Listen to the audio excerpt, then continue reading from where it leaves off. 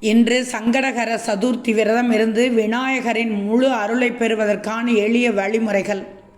விநாயகப் பெருமானின் பரிபூர்ண அருளை பெற மாதந்தோறும் வரும் சங்கடகர சதுர்த்தி விரதம் மிகவும் சிறப்பானது. இந்த சதுர்த்தி மகா சங்கடகர சதுர்த்தியைப் போலவே முக்கியத்துவம் வாய்ந்தது. குறிப்பாக செவ்வாய் வெள்ளிக்கிழமைகளில் வரும் சதுர்த்தி விசேஷமானது.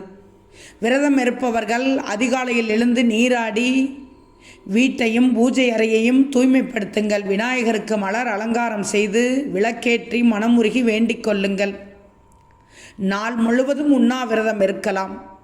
முடியாதவர்கள் பால், பழங்கள் அல்லது உப்பில்லாத எளிமையான உணவை எடுத்துக்கொள்ளுங்கள்.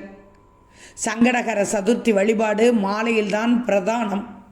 மாலையில் சந்திர தரிசனம் செய்த பிறகு விநாயகருக்கு மீண்டும் விளக்கேற்றி அவருக்கு மிகவும் உகந்த அருகம்புல் சார்த்தி வழிபட வேண்டும். விநாயகருக்கு பிடித்தமான சுண்டல், கொழுக்கட்டை, மோதகம் போன்றவற்றை நைவேத்தியமாக படைத்து பூஜைக்கு பிறகு விரதத்தை நிறைவு செய்யலாம்.